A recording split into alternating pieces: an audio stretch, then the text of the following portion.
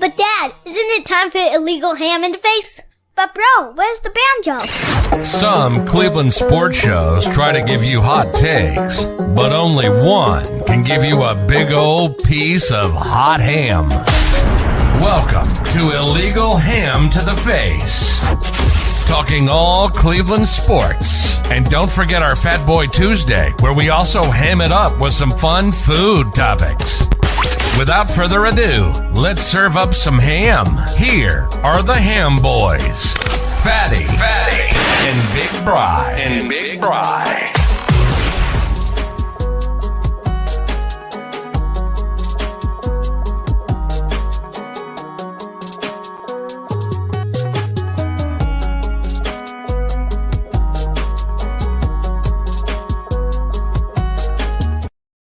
What is going on, everybody? Welcome on in to Illegal Ham to the Face. I am that fat guy, Jared Fatty Bates.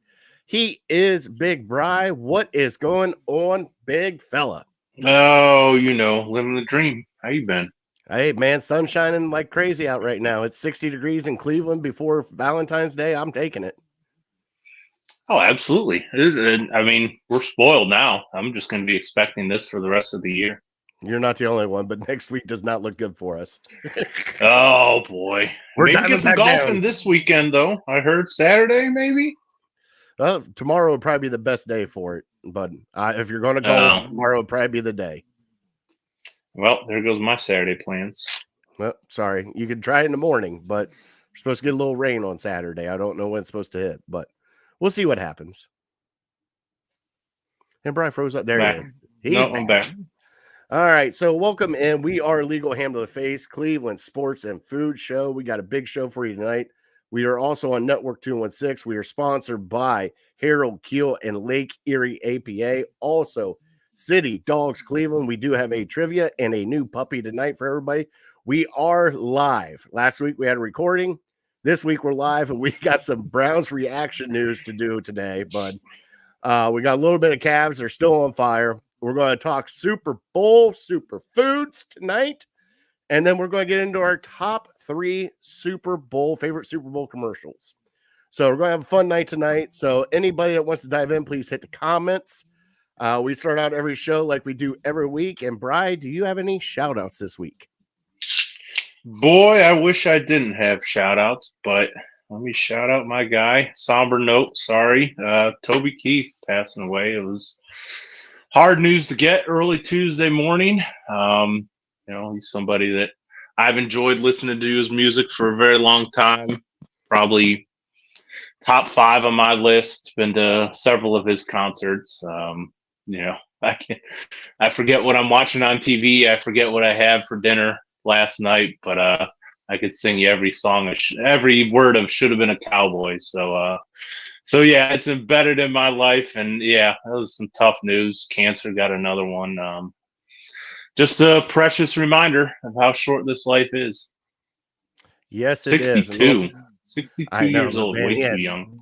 He had stomach cancer, everything else. It just, that just sucks. But, Bri, you hit the same shout out that I was going to hit. Let's play it.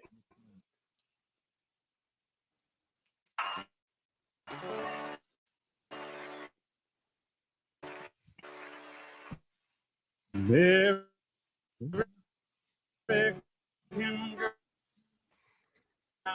lot of men cannot go wrong with courtesy of the red, white, and blue, Bri.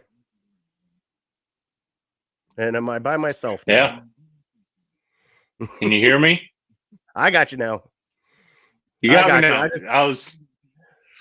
I happened to stumble upon, I was taking the dog for a walk yesterday because it was so nice out, and stumbled upon Sirius XM. They had I don't know, I think it was still going today too a little bit. I listened to it day long, week long, who knows how long, tribute to Toby. And man, I kind of wore out his albums and CDs like 10, 20 years ago, and I haven't gone back and listened to him much over the last 4 or 5 years, and I've kind of done that the last few days, and he's got so many damn good songs. '90s country, and then transitioning to the 2000, where he was just putting out hit after hit after hit. I think about Shocking Y'all CD when I was a freshman in college, and just wearing that out. And so it's unfortunate he hasn't put out too much new stuff over the last few years. I think maybe he has, but it just hasn't gotten too big. But going back and listening to some of this red, white, and blue got me fired up. American Soldier. I mean, he made like being patriotic cool, and being proud to be an American. And that's why part of the reason why I say God bless America at the end of every show, because sometimes we take it for granted way too often. We're far from a perfect country, but it's the only place I want to live. Yep, same here. And just a sad note, just want to send out, to his family, everything, just respects, prayers, and respect to everybody. What a country singer. And, like you said, when you hear that song, especially courtesy of Red, White, and Blue, it hits a little different, especially if you're from a small town like I was growing up. When that thing played, it was like, okay, it's time to get the cut off t-shirts, the Bush Light, cowboy hat on. Let's go. It was a whole different story. Other than that, I don't have any other shout outs, Bri. I mean, that's just, you kind of killed it right there, because that's what I was going to do. That is my shout out tonight. So just shout out to Toby Keith. Man, it just sucks. He had such great songs too. Thank you for the joy that he brought us, and the joy that he'll continue to bring us for the rest of our lives on this earth. So very grateful. All right, Bri. Well, let's get into our show. We always start our show with trivia from City Dogs Cleveland. And Bri, we definitely have a new puppy tonight, and I cannot wait to show her off as I pull up our stuff here. So here we go.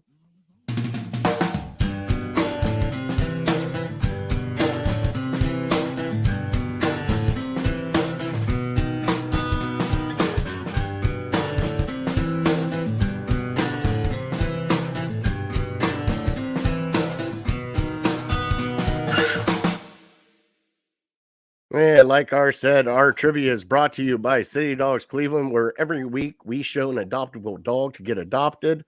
Bri, so far on our show, I believe we have had, I don't even know how many dogs that we've showcased, but I know 12 that have been adopted that we have had on our show. Pretty good streak we got going so far right now, bud. Awesome. Great news. So right now we have a beautiful puppy this week named Dee Dee. And she needs to get out of there. She is overwhelmed by kennel life. So right here is a picture of Dee Dee. Look at that sweetheart right there. Dee Dee is a sparkle in her eye, and she is not just a unique splash of ice blue color. She is a bright, happy girl who's delighted to spend time with you. She started off as a shy, quiet girl. Man, she looks fun. And she's turned into a wallflower, into a little dynamo. She's a pretty girl and a great mix of active and affectionate. My Lord, I can't read tonight. She likes to run or spend plenty of time sniffing and investigating. When it comes to toys out, she does her sillies and plays around with them all day. She gets even more goofy when it is time for pets. So please love on her. She is 2 years old and 50 pounds. Take another picture of Dee Dee. She's got one blue eye, one brown, Bri. Sweet. Gorgeous. I know, right? Nice little medium-sized dog for everybody. So if you want to go, please hit up City Dogs. Right there's a scroller down at the bottom, how to get a hold of them. You can call, you can go to their website, and you can do, I believe, Pet Finder, and some other things. But go adopt a dog. If not adopt, donate like we do. Just please help out City Dogs Cleveland. We just thank you guys a lot for all your donations and everything you guys do. So please go help them out as much as possible. All right, Brian. As the Cavs have been on their hot streak. All right, you ready? Mm-hmm. Yep. Cavs are 16-1 right now. Mm-hmm. One of the biggest names to be talked about is Sam Merrill, Brian. Can Okay. you tell me what college Sam Merrill went to? Ooh, good one. All right. All I'll right. workshop it. You better workshop it good. It's a toughie. Well, all right. That eliminates all the Power 5 conferences. It's a toughie. I'm not going to lie. It's a toughie. I mean, it's not Is it Steph Curry. D1? Is Yes. it D1? Yes, I think so. All right. All right, we got Chris in here. Chris, what is going on? What's up, Chris? Now that Chris is here, you know what that means, Bri. Yes, I do. You know definitely what that means. And if everybody's watched our show, it's time for your Cleveland headlines.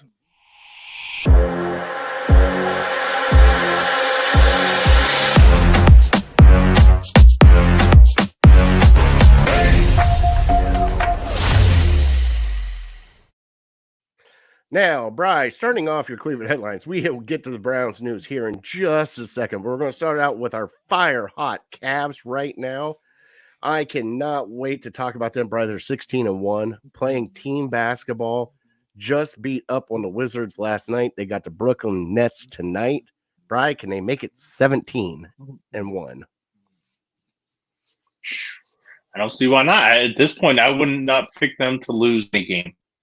If you've been rolling with the Cavs on the sports books, you've probably been cleaning up, because not only are they winning, I'm pretty sure they're covering most of these. They're just blowing teams out. So, the Kings the other night just completely dominated them. And yeah, I still don't feel like we're at full strength, as Mobley and Garland are still kind of working their way back from their injuries. But whatever they're doing, keep doing it, because it's a lot of fun to watch. And I guess the only concern that you might have is maybe they're peaking too early, because right now we look like we're a top 5 team in the NBA. And, I think we're the 2 seed. We got like a little buffer between us and the Knicks and the Bucks. 2 seed? Yes. Yeah, we got a game and a half or 2 game, I believe now. Wow. Yeah. So just keep doing what they're doing. And, it's hard to believe that we are where we are. And, what was it, 6 weeks ago or 2 months ago, JB was on the hot seat, and we didn't know if he would finish the season. And,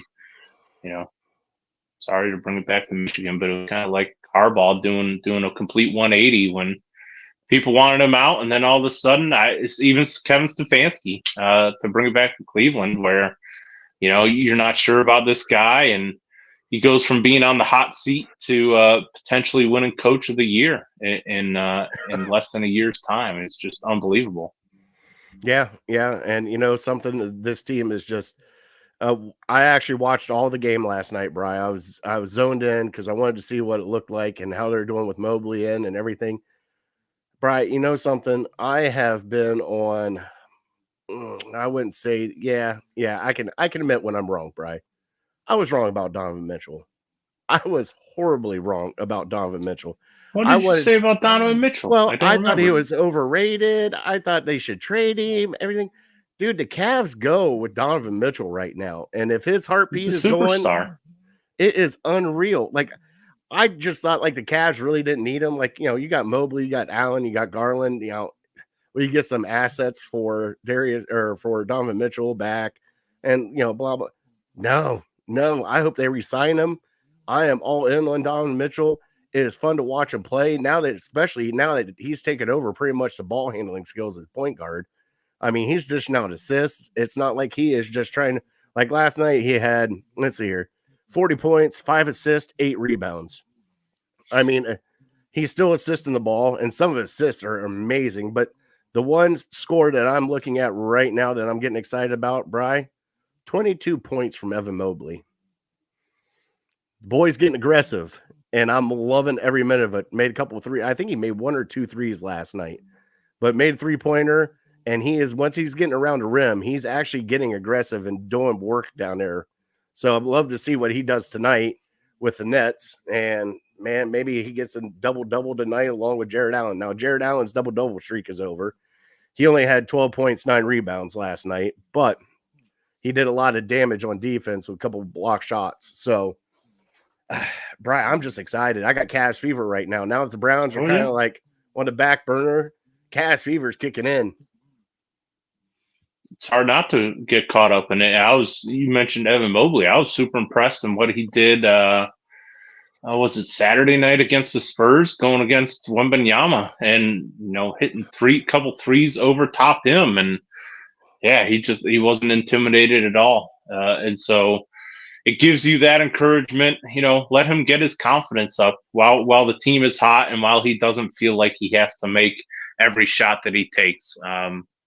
And so yeah, it's a lot of fun. Donovan Mitchell is just he's unbelievable. He's a superstar. There's talk now that maybe he's the second best player in Cavs history. And I think we're getting caught up in the moment a little bit when we say that, but I don't know. Was he better is Kyrie number 2? Was he better than Kyrie? I know Mark Price and Brad Daugherty and Austin Carr, these guys we love. Some people will argue for them, but yeah, it's a lot of fun to watch Donovan Mitchell right now. And I think that the city is just still a little hesitant to get behind him because the uncertainty with his future. Yeah. If he would sign a 3, maybe a 4-year deal with us, I think he could be the biggest star in Cleveland sports, honestly, because, we love Nick Chubb, we love Myles Garrett, but, and the Browns will always be number 1, but Donovan Mitchell is just, he's putting the team on his back time and time and time again, and he doesn't have to do it like LeBron did because I feel like he has so much talent around him. But yeah, me, I still have concerns about the playoffs, but as far as the regular season goes, this is awesome. And thinking forward to the playoffs, from the last time we talked, we've kind of gotten some. Unfortunately, it's been good news for the Cavs with Embiid going down with a knee injury. You don't know when he's coming back. I think Mitchell Robinson for the Knicks is, I think, out for the year. So he was the guy who he made Mobley and Allen look like children compared to him last year. So if we run into the Knicks again this year, we're at least not going to have to deal with that. So maybe our big guys can have a little more success, but the Knicks are still making moves. I don't know if you want to talk about the trade deadline where the Cavs stood pat, and that gives me a little concern. I think I heard today that the top 7 teams in the East all made moves except for the Cavs.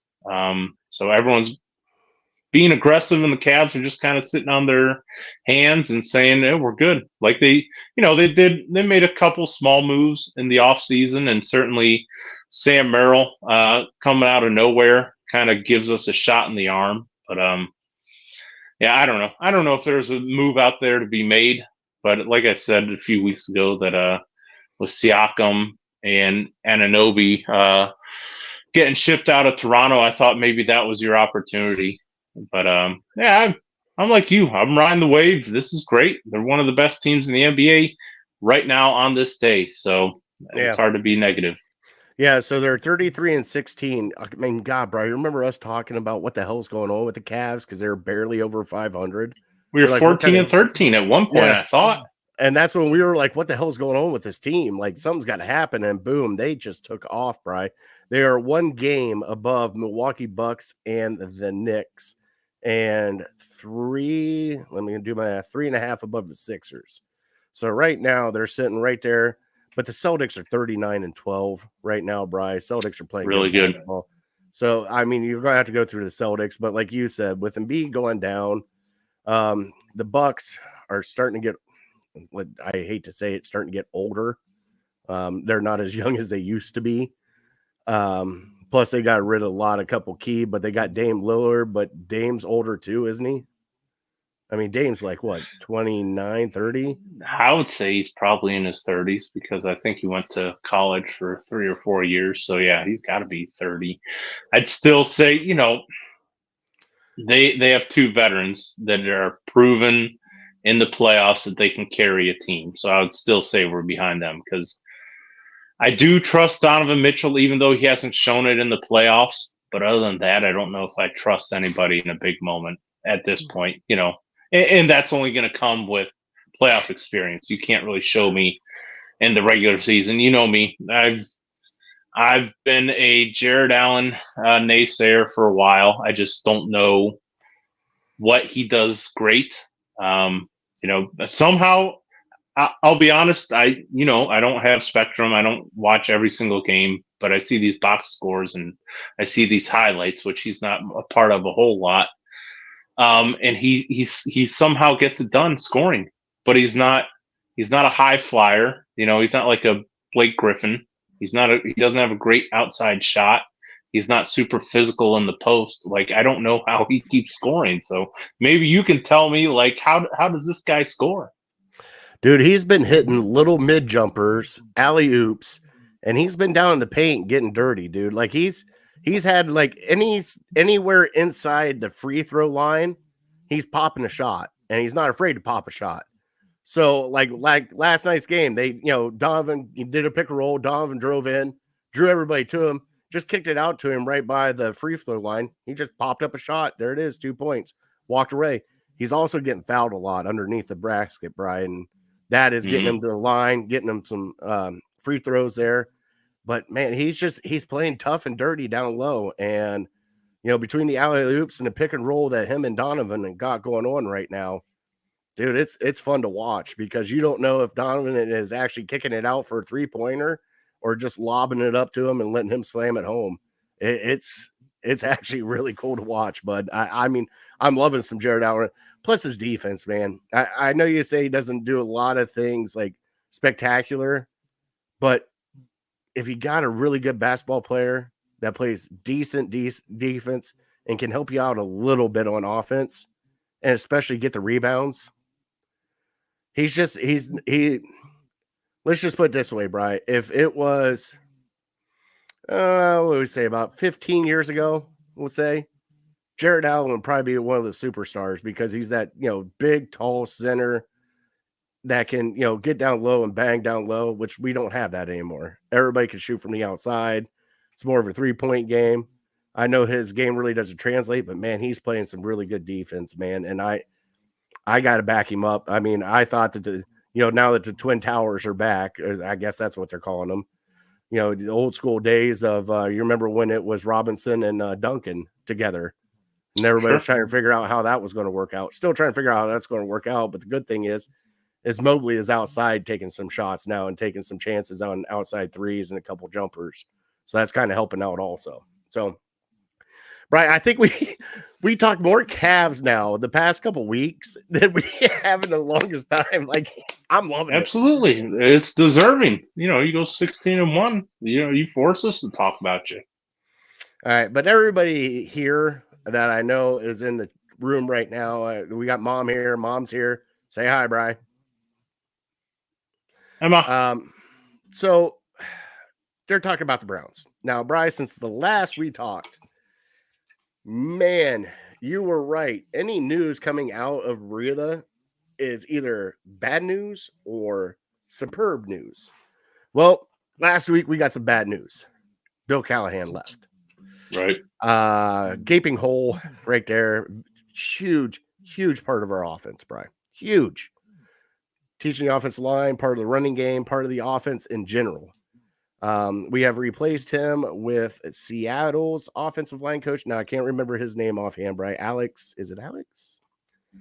Let me look it up. If I heard it, I'd recognize it. We interviewed him supposedly for the offensive coordinator position, which a lot of people thought they're just interviewing him for that position, knowing that if Bill Callahan leaves, that's probably the guy they want. All right. Scott Peters is the assistant offensive line coach. A new offensive line coach. I'm finding Andy Dickerson. Damn it. I was just about to say Dickerson. I didn't know his first name. Look at you. All right, off the top of your head, you're like muscle memory. I think I probably heard his name a couple times today. But. So we got a new offensive line coach and a new assistant offensive line coach. Bri, how is this going to impact the Browns next year? I mean, Bill Callahan is one of the best. Like, if you're talking about, and I lost Bri. Well, if you're talking about one of the best, he was definitely one of the best. I'm guessing either A, Bri's phone died, or He'll come back. Nope, he's coming back. Did your phone die? What the hell happened? No, I don't know what that was. I don't know if that was your end or my end, but I'm back. All right. So, man, losing Bill Callahan's got to hurt, right? Oh, absolutely. And I mean, that's why it's a big story. If it was any other offensive line coach, it would just be like our tight ends coach this year. We would just say, well, the Browns got rid of their tight end coach. And we would just move on with our lives until we hired another one. So, but the fact that we know Bill Callahan, we've been talking about Bill Callahan for a while, that just goes to show you how great he's been and the absolute gem of a job that he's done with this offensive line over the last several years. And, you could mention the names, guys, Bitonio and Conklin, they were kind of established, but every other guy on our offensive line, you can attribute to Bill Callahan. They weren't top 15 picks. They weren't top, second round picks or anything like that. These are guys that are later in the draft and they're stepping in and they're looking like solid starters at the least. And, up to Pro Bowls with Wyatt Teller, and some people thought DeJuan Jones was deserving of at least like a Pro Bowl alternate. So it's a big blow. I can't say that it's not, but let's not just assume that we're going to take a giant step back. We don't know what this new guy has to offer. He's experienced in the league. He played for he coached for Seattle, and the running game has been pretty decent over the last few years. So I'm willing to give him a chance as much as I love Big Bill Callahan. We have to move on. I think the Browns probably did the right thing by allowing him to go coach with his son, but doesn't mean it doesn't hurt. But we still have the mules. We still have the horses up front to get it done. And we still have Nick Chubb in the backfield as long as he can return healthy. So I'm not going to freak out too much, really. Brian, I'm not going to lie. I'm freaking out a little bit on it because I dove into it a little bit. Every team that Bill Callahan has left the offensive line to next year has been shaky at best. Yeah, but I just don't. With Bitonio, maybe if Bitonio wasn't there, maybe I'd freak out a little bit. But we got Bitonio, we got Teller. Posich is a solid veteran, and Jack Conklin. Let's not forget the reason we paid Jack Conklin so much money. Yes, he does have injury issues, and he's a pretty good player. But I think they paid him in part because he's such a great leader, and he's a guy that can motivate his other offensive linemen, and he's a guy who leads by example. And he's a veteran who's just going to show up to work and get it done. So I have faith in the guys that are still there. Now, if we want to talk 3, 4, 5 years down the road, when we start talking about developing these new guys coming in, then maybe I have a bit of a concern. But yeah, we'll get to that when we get to that. Yep. All right, Bri. We did name this show Who's the Boss? Who's the Boss in Superbowl Superfood? And the reason why Who's the Boss came about was last week into the beginning of this week, Bri, Albert Breer came out and said that the change of the offensive coordinator really wasn't on Coach Stefanski.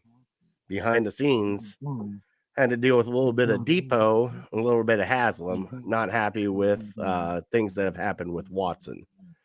Now, who knows? Like, we don't have sources. We don't know. Who knows if Albert Breer knows, Bri? But, man, if that's the case and you're not letting Coach Stefanski pick his own people, after 11-6, dude, that's shady. 11-6 with 4 or 5 different quarterbacks. Your star running back's out. Your offensive line is demolished. You make the playoffs, and then you get rid of your offensive coordinator. It seems kind of fishy to me. What about you?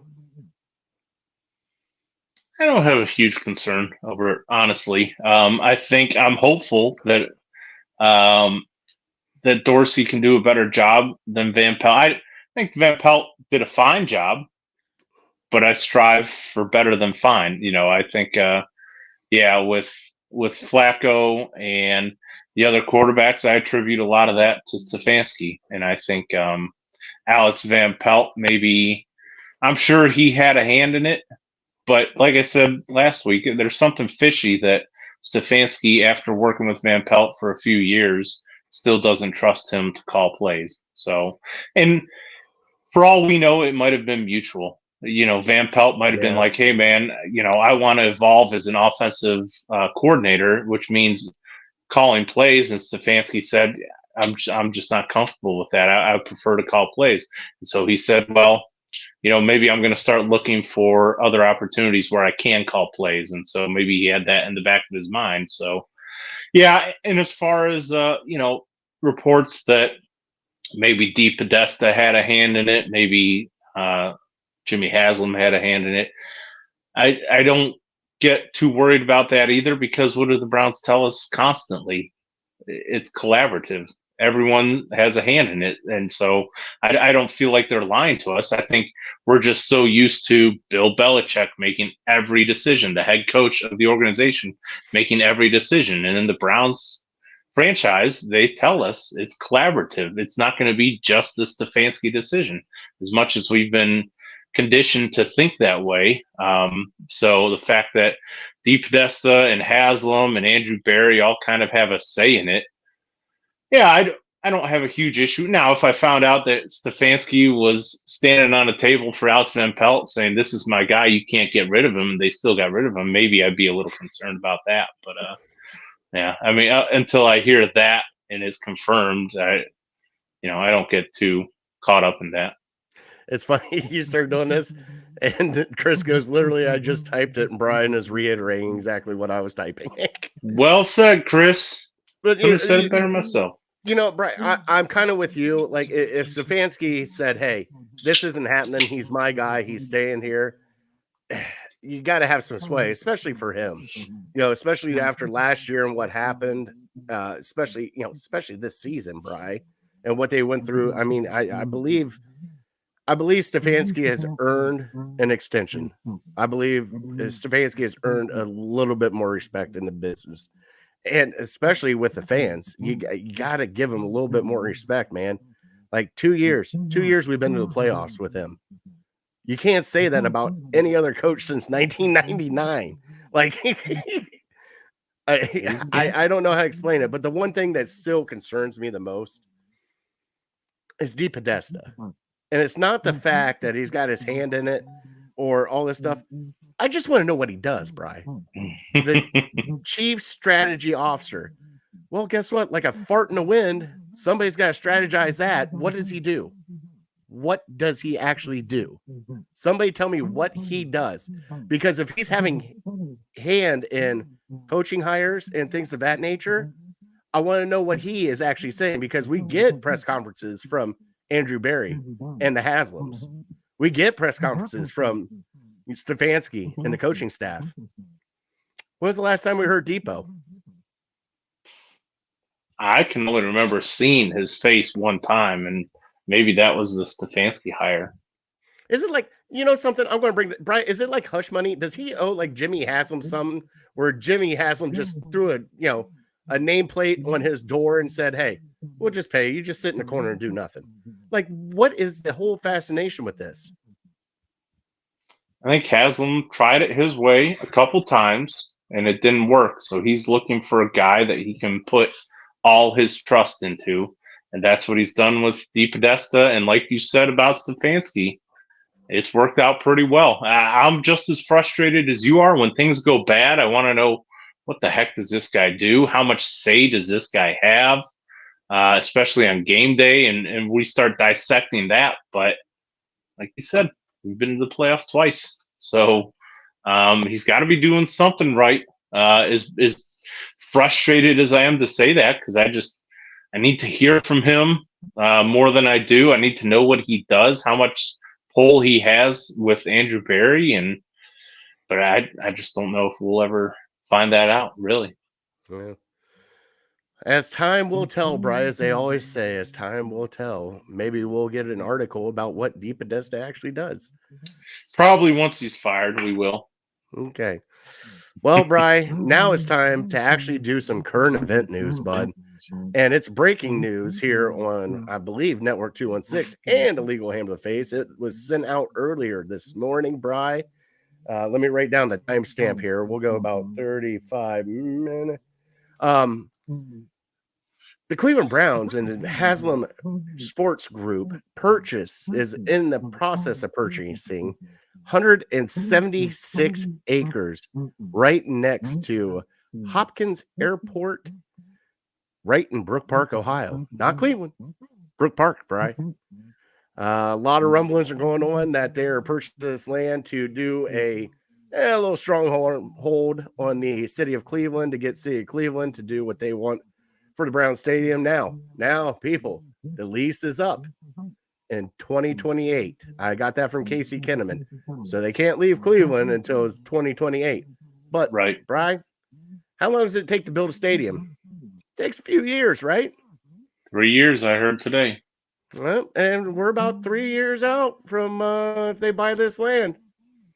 Coincidence? I don't know, Brian, but I mean, a lot of people are unhappy because in this case, that means Cleveland Browns would be moving out of downtown Cleveland. But Brian, you told me a little gem earlier, and why don't you go and tell that gem to everybody else? What gem was that? How many I just people have so many gems throughout the day. I can't. I know remember them all. about how many teams actually play in their city. Oh, yeah. So of the 32 teams, 12 of them. And we lost the mute. No audio. I probably touched this. Can you Yep. hear me now? Yep, we got you now. Repeat that, please. These stupid things. So of the 32 teams, 12 of them play in the suburbs, potentially 13 if the Bears move outside of Chicago, which I believe they have also purchased land in a suburb. So it's not unheard of or anything like that. I've been to Buffalo. It's pretty cool. Is that Orchard Park out there? You don't lose anything by going to a suburb. Now, going from Cleveland to this area that they're talking about in Brook Park, and if you've ever been to the airport, you know, going off a snow road from 71 and you drive past all these park and fly places, it looked like that's where it's going to be, one of these giant parking lots. Which I don't know, maybe could be distracting with all these planes flying in and out all the time. I don't know. We'll address that when we get there. But yeah, for me, as far as moving out of Cleveland, I think it's a win-win-win for pretty much everybody. The only people that I can understand being upset about this is people that live within like 10 minutes of downtown, 10 minutes of the stadium, or the people who own businesses in downtown, because people come in from all over the place I know when I was younger, I used to tailgate and then just walk to a bar to watch the game. And so you won't have that crowd as much. You probably lose at least 80 or 90% of that crowd on Sundays. But as for everyone else, it's so much more convenient, whether you're coming from the east side, whether you come from the west side, whether you're coming from the south. You got 480 right there, you got 71 right there, and that can basically take you to anywhere in the city. So as far as I'm concerned, this area, 71 and 480, or an area by 77 and 480, those are your two best options as far as getting people in and getting people out. Yeah, and also you got to throw in, you got 237 that's right there by the airport. You got the RTA that's right there. Also, with Cleveland Hopkins being right there, you don't have to travel. The team flies in, they just go to the hotel, straight to the hotel right there, and then play and then leave. Like, there's no travel time for a lot of things. Plus, it's right next to Berea. Like, people are forgetting this. It's right next to their practice facility. Right. Oh, so yeah. They don't have to go downtown. So if you want them to kick in the stadium, plus the other thing that is rumored right now, Bri, is the reason why they're doing this is because they do want a dome to have more than a few handful of events.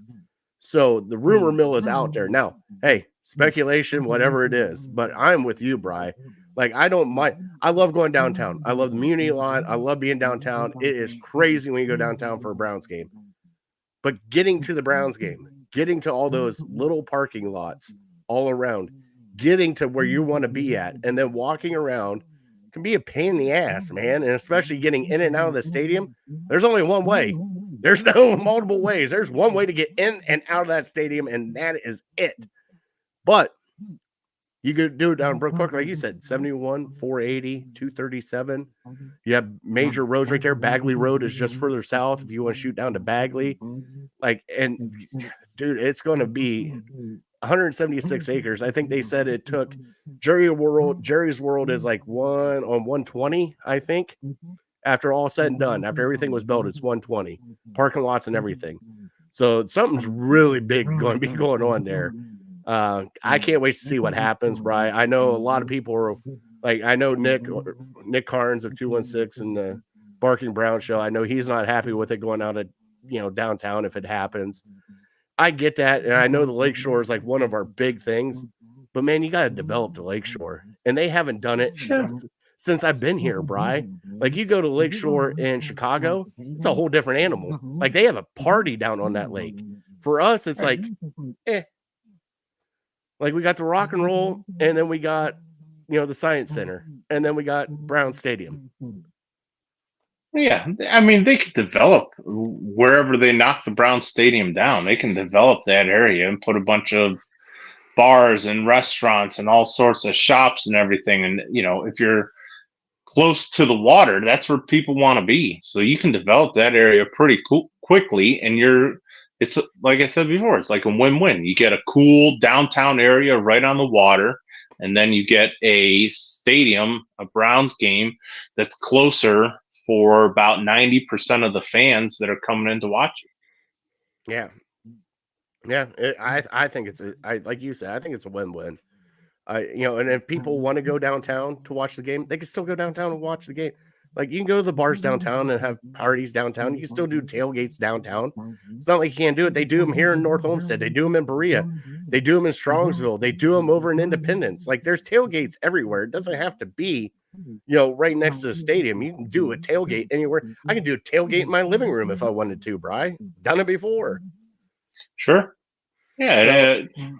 So, it's just, I think it's such a great idea. And I think there was a piece that I saw in the Plain Dealer this morning that came out about the land bridge that they're proposing to go, which looked very cool. Go for, over the RTA tracks down to where the Rock Hall is and Brown Stadium is, and, maybe putting some hotels there.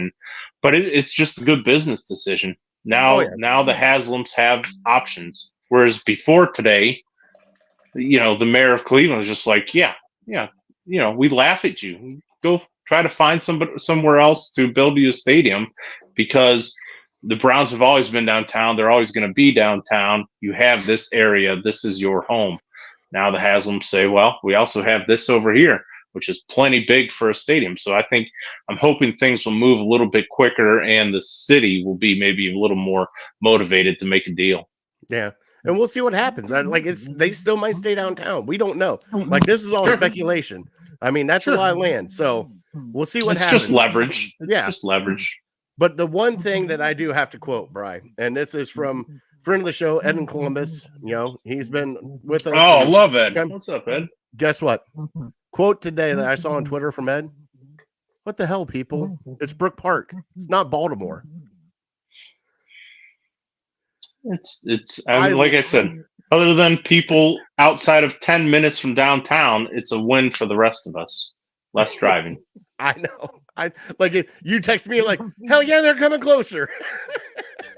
Yeah, you mean I might have, and it should be easier. Like, with all the highways right there, it should be easier to get out. So, I'm sick and tired of getting home at 6:30 at night after going to a Browns game and it eating up your entire day. If I could be home before 5, that would be awesome. Well, and that, they can even build more infrastructure, more exits to get off at Brown Stadium too. So it could be. Oh, sure. Oh, and that area right there, right? That area will get so built up with hotels and restaurants and all sorts of stuff. It would be very cool to watch. Brian, we got to get an illegal ham restaurant right there close by. We got to buy some land. Put up the money. I'm in. What are we going to call it? We're going to call it big fatties, or You put up the money. It's your decision. you're not going to go halvesies? Come on, man. I wish I could go halvesies. How about this? I'll give away I'd be dead. How about this? We'll do. I'll do my firstborn. You do your firstborn, and then we'll just go from there. Because I got an extra kid. You got to make one. Yeah, I'll just sell her off. Sure. It's a her. I told you that. I know you did. All right, Brian. Man, I'm excited. That's some great news. I think it's great. Mm-hmm. Agreed. All right, Brian. You ready to get into a little Fat Boy Thursday?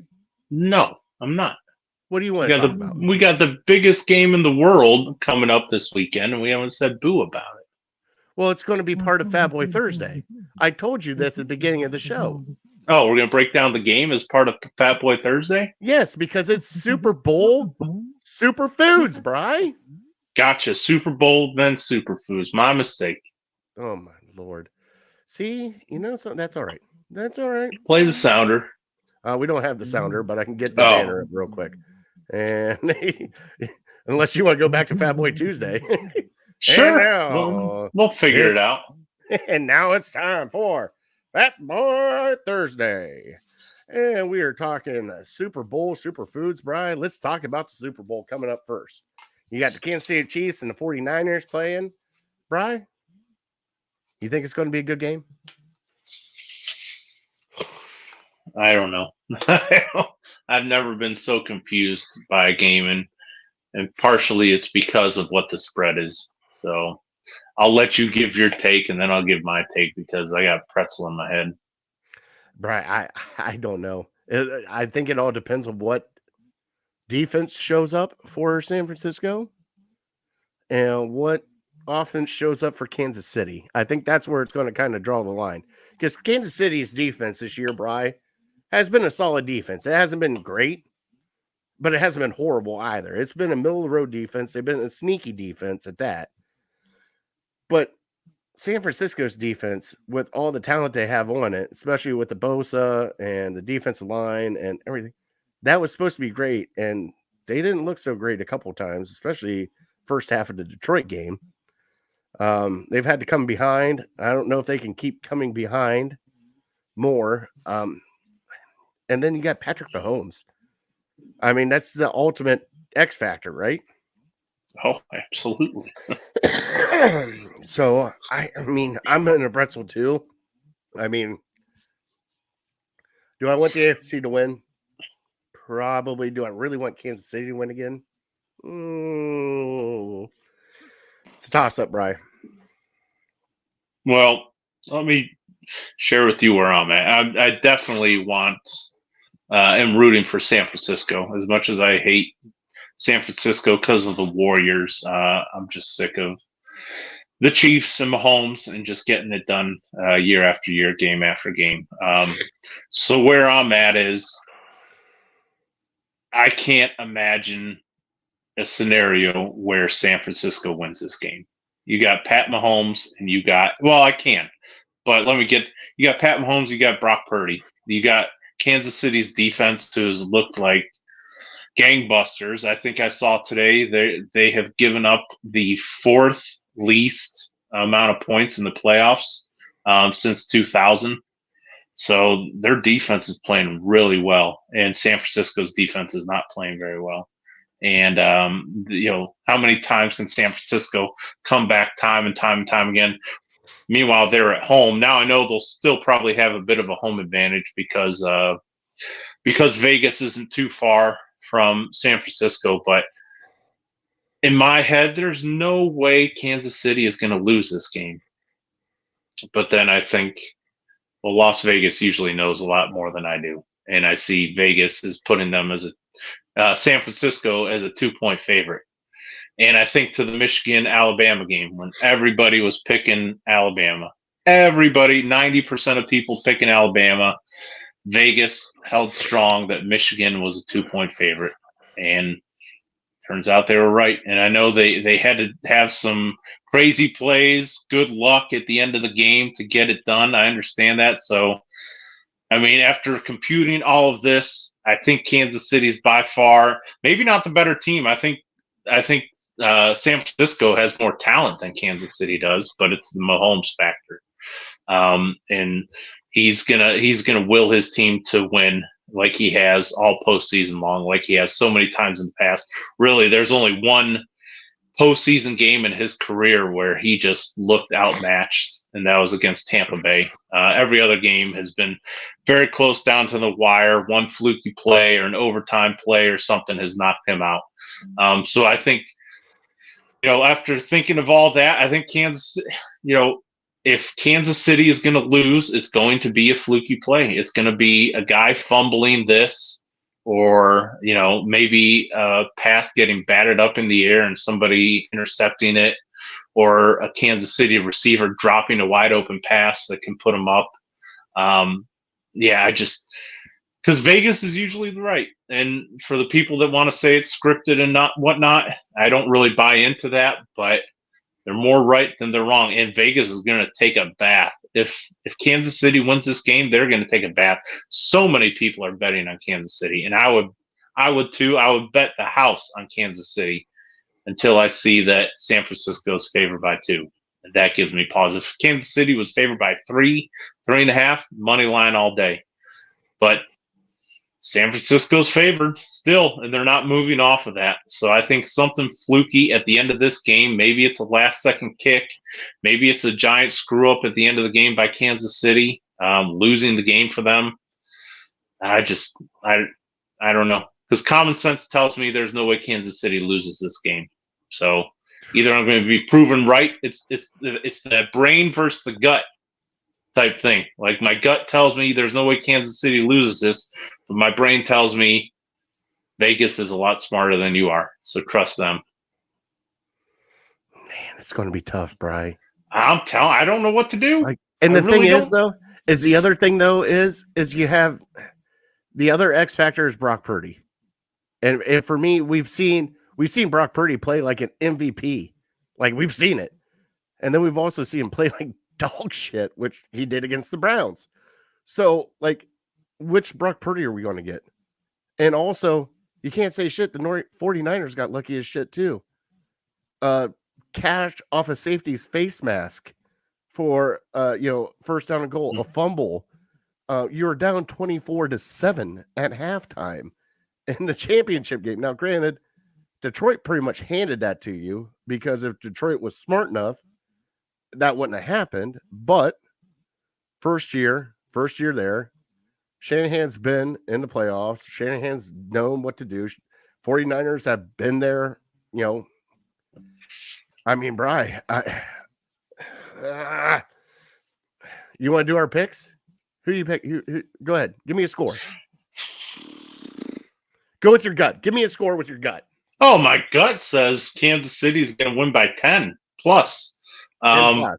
But I'm telling you, the spread is messing with my head. Like, Kansas City will win unless there's crazy luck for San Francisco at the end of the game. And so because of that spread, and because I know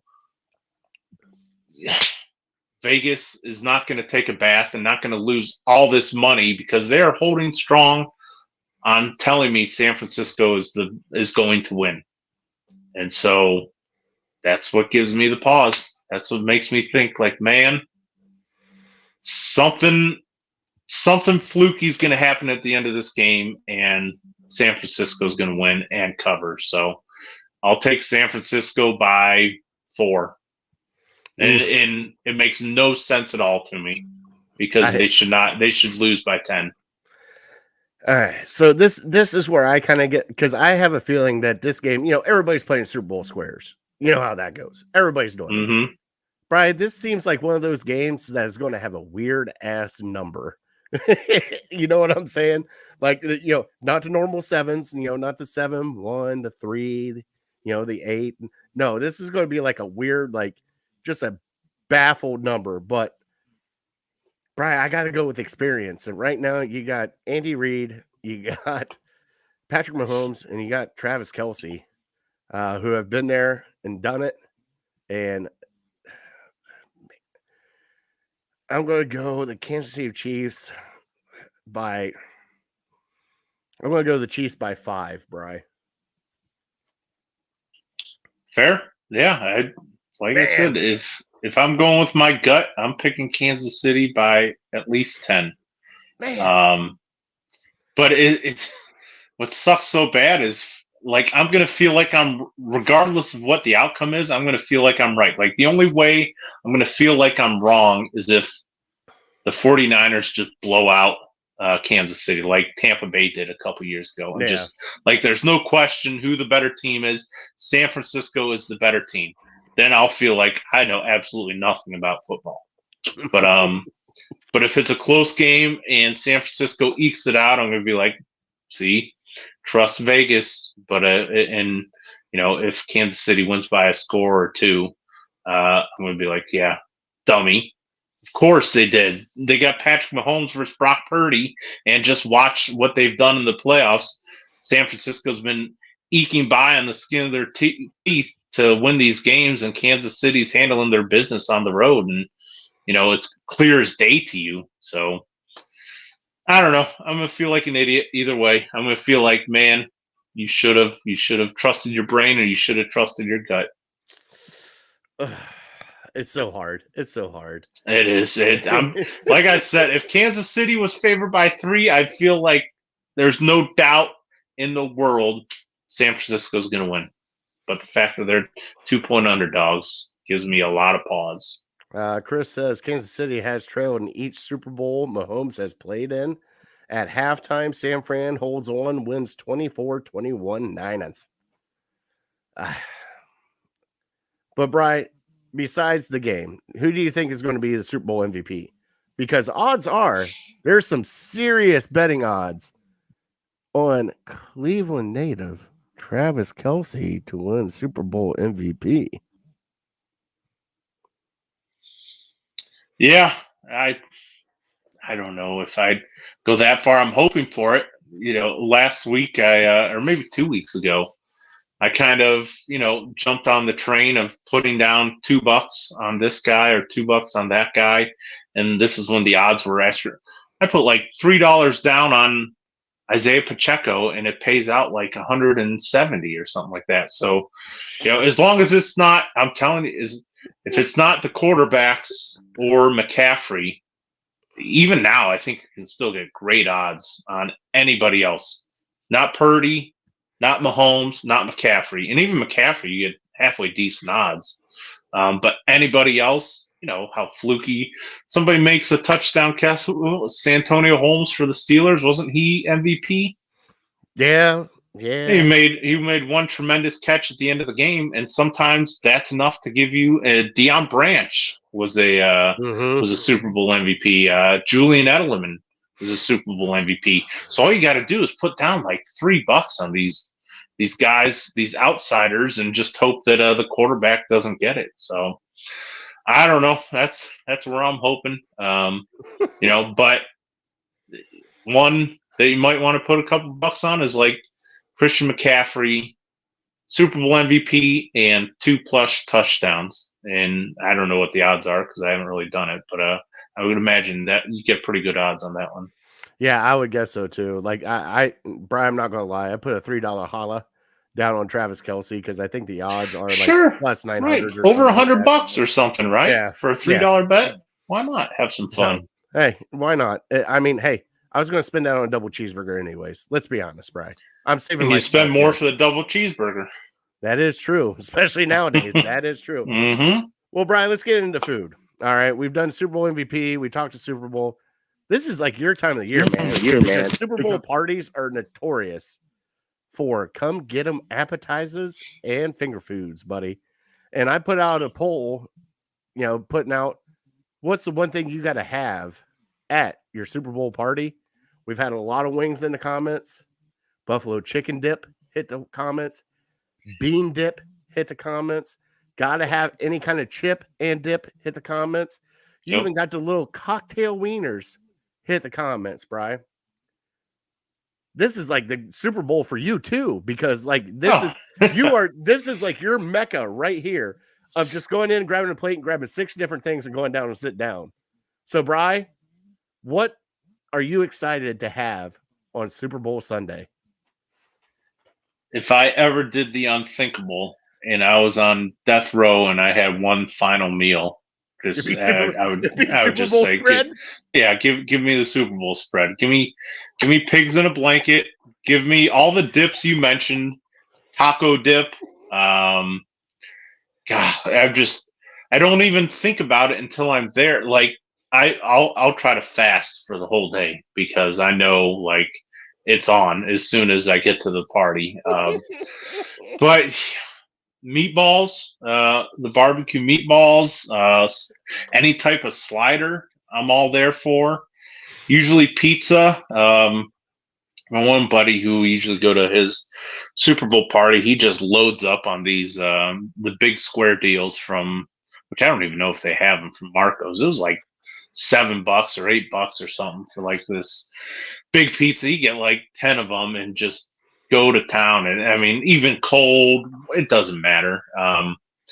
And so, yeah, I mean, I'm sorry. I'm going to toss it back to you. I'm getting way too excited, and it's only Thursday. But it makes me think that I want to have a Super Bowl party myself, just so I can like hoard all the leftovers and gain probably 20 pounds in the next 7 days. All right, so Justin chimed in and said pizza, chili, and dips. He said he's being good and not commenting during the rest of the show until the preseason. Now, Justin, you cannot do that to us. I love seeing your comments come in. All right, so you cannot do that to us. You cannot bounce out until preseason. That is not happening anymore. And plus, I got to get your take on the. But he can't help himself. He can't help himself. But I mean, he can only spew Deshaun hate. Is that what he's saying? No, I don't think so. Oh, I think that's what he's saying. Well, yeah. Hey, massage, drink. There it is. One Oh, you're out. See? Where's Ashley? Ashley, he needs another beer. I know she's I don't watching. think I'm getting it tonight. If she comes up with another beer, I'm going to be floored. Bri. She gave me the side eye, and she goes, "You bringing up 3 beers?" Well, yeah, 3 beers. How else are we going to do this show? We can't do this sober. 3 beers. I didn't think 3 beers was a lot. You know, she's acting like I'm bringing up 6 tall boys or something. Oh, okay. Justin said he was getting dangerously taking it to a personal level. Well, okay. What, because I'm wearing Michigan National Championship shirt? I thought he was a Michigan fan. You've been wearing that for like the past 4 weeks. Oh, I got more. Jesus, what'd you do? Just buy out the whole team shop? So, and maybe I'll pass this on to anybody listening who hasn't done this yet. Last year,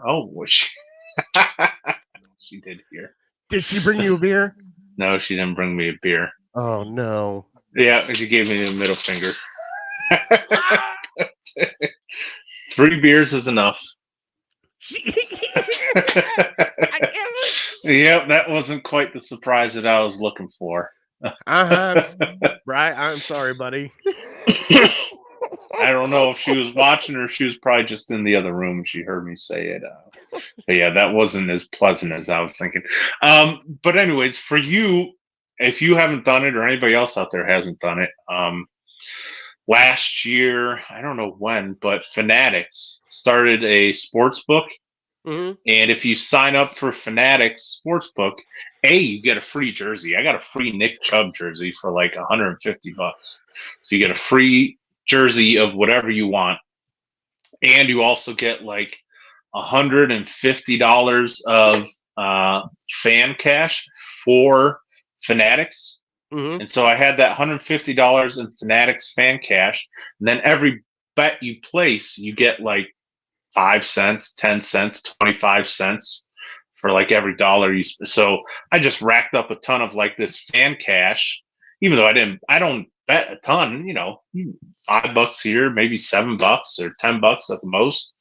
And so it just racks up in this account.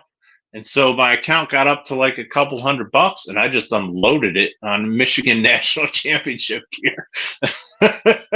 My wife, she's probably not going to want to hear this because she's going to probably come in and tell me, well, we should have saved that for Christmas presents or something for nieces and nephews. Flip you off again. Yeah, she will. Sorry.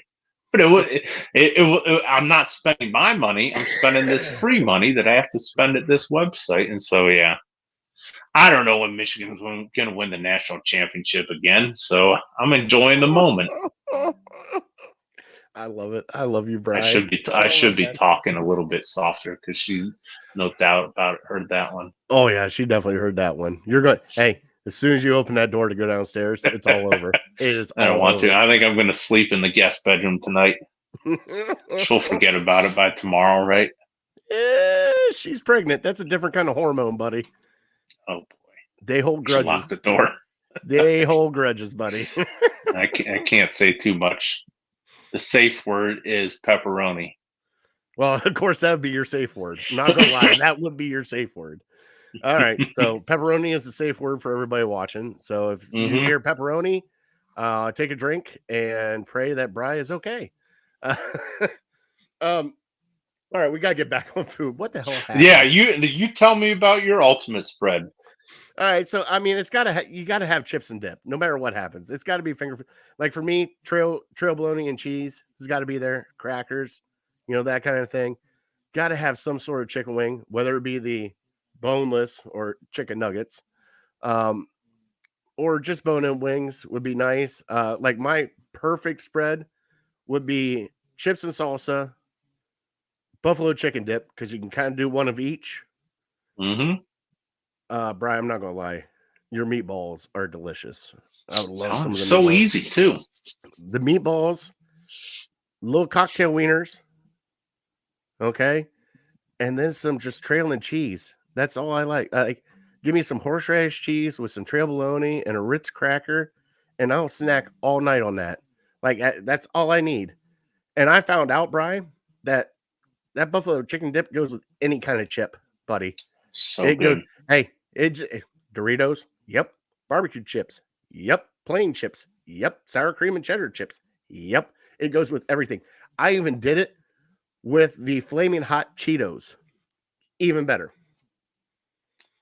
I'll take it one step further. I could just give me a bun. Give me a slider bun, and I'll make a sandwich out of it. Oh, absolutely. Well, you gotta buy to the meat to bread ratio, though. Can't make it too. That's why you load it up is to your desire. But yeah, buffalo chicken dip slider. Don't knock it until you try it. All right, so everybody watching this show, if you guys watch it back, hit us up on our socials. Let us know what your Super Bowl spreads are. Send us pictures. We'll show them next week. Anybody that sends Super Bowl picture, we'll give them a shout out and everything. So send us some pictures. We'll upload them on here. Brian, we got to get into our top three because we got to move this along because, every time I think it's going to be like less than an hour. You and I go on a topic like the Cavs, and then we go to the Super Bowl and it gets longer. So let's do our top three, Brian, and then we will close out the show.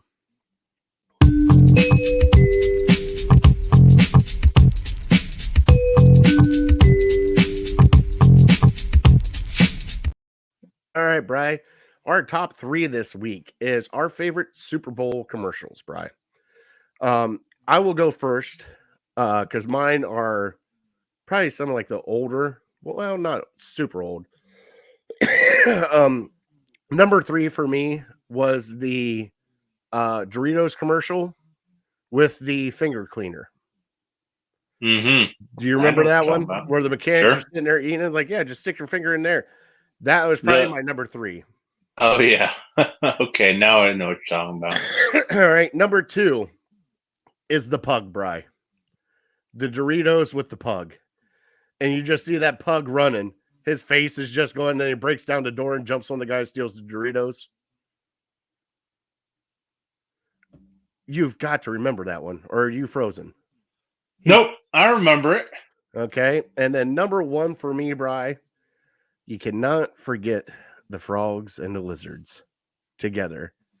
And the lizards trying to take out the frogs.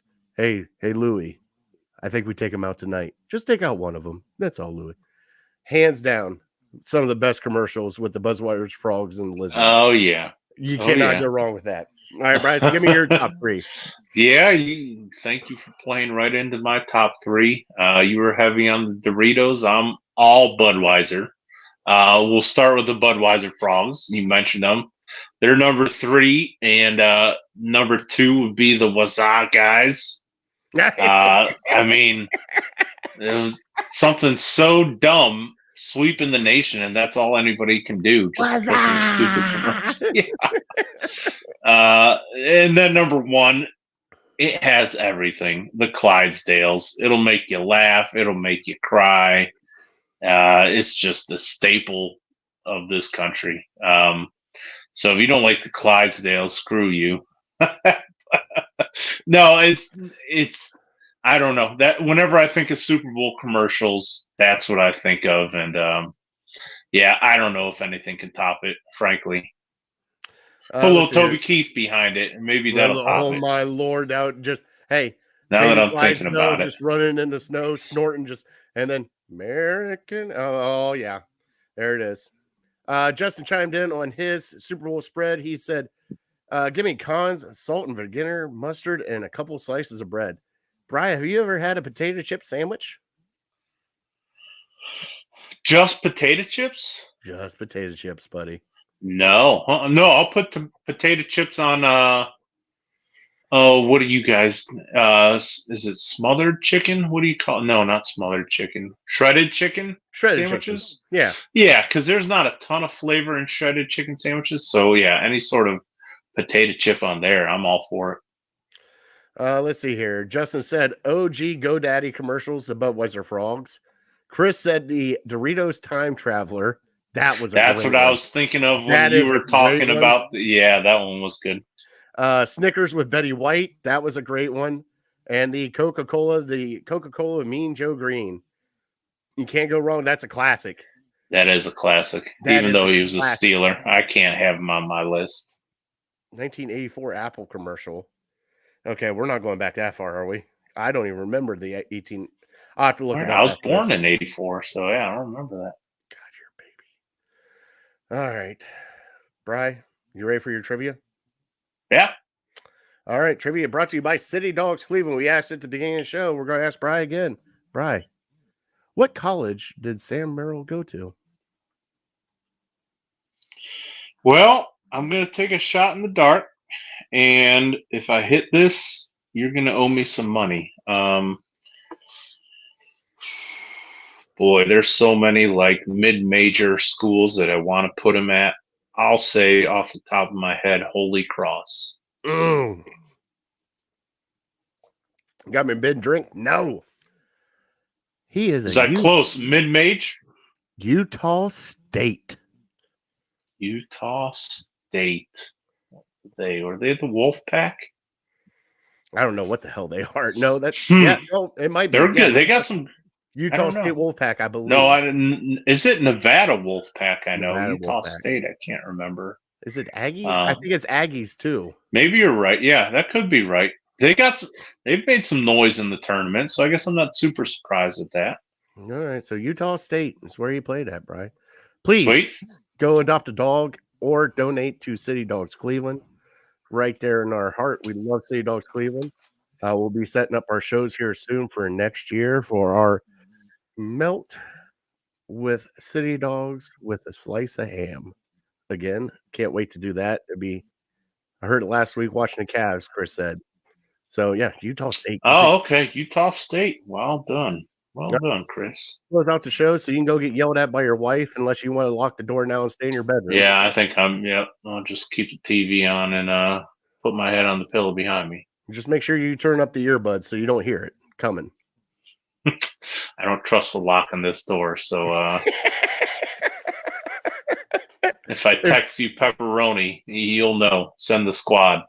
Bri, I will be on my way because at first I got to take pictures and then I will call 911.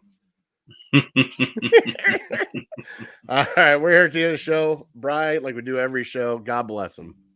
Yeah, God bless you. God bless America. I am that fat guy. Thank you guys so much for watching. We want to thank our troops and first responders for everything you guys do. Thank you guys so much. We also want to thank Network 216, Harold Kheel, and City Dogs for our show. Can't thank them enough. And like we say also on our show, at the end of every show, we're uncorked, we're unloaded, we're out. Say it.